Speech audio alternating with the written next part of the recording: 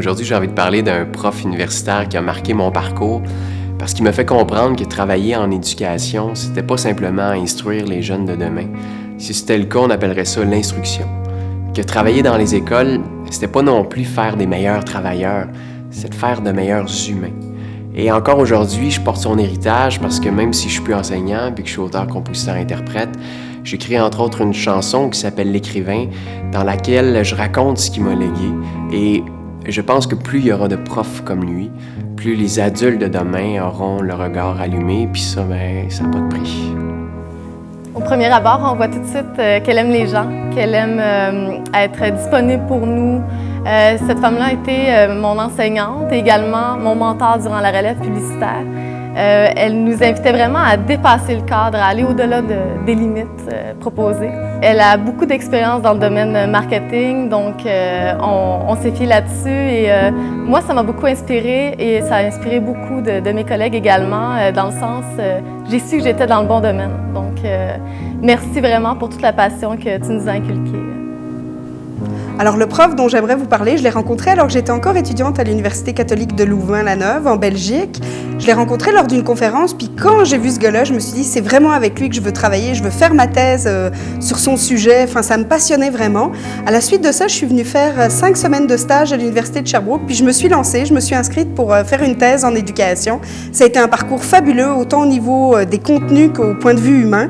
Et puis, à la veille de ma soutenance de thèse, prof-là, il m'a dit une phrase magique. Il m'a dit « Demain, ce sera toi, la spécialiste du sujet dans la salle, donc profites-en, lance-toi. » Et j'ai trouvé que ça avait été une phrase fabuleuse, ça m'a vraiment ouvert mes ailes. Je pense que c'est grâce à lui aujourd'hui que je suis prof à l'Université de Sherbrooke, puis c'est important de le dire parce que ça, c'est une belle récompense pour un prof. C'est vraiment cette personne qui m'a insufflé la fibre entrepreneuriale qui coule dans mes veines. C'est d'ailleurs notamment dans le cadre d'un de ces merveilleux cours qu'on a eu la chance de mettre sur pied notre entreprise Savoroso. Et il a d'ailleurs accepté d'être le mentor de notre entreprise depuis maintenant 5 ans. Nous lui en sommes très reconnaissants. Ce professeur-là est beaucoup plus qu'un professeur à mes yeux. C'est vraiment un papa protecteur, un deuxième père. Il a toujours été là à mes côtés, autant dans les bons que dans les moins bons moments. Inspiration, inspiration, inspiration, c'est vraiment le mot qui me revient en tête à chaque fois que je repense à cette personne qui est beaucoup plus qu'un professeur à mes yeux. En tant que joueur de football pour le Val-d'Or, étudiant en finance, la charge de travail peut être assez élevée. Heureusement, pendant mes études, j'ai eu la chance d'avoir un professeur qui a vraiment su stimuler mon intérêt.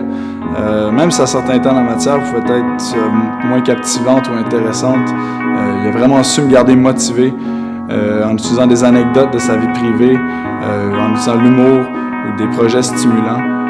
Il nous a donné l'opportunité de travailler avec la corporation de football, ce qui nous a aidé à grandir en tant qu'équipe, moi-même en tant que joueur et futur entrepreneur.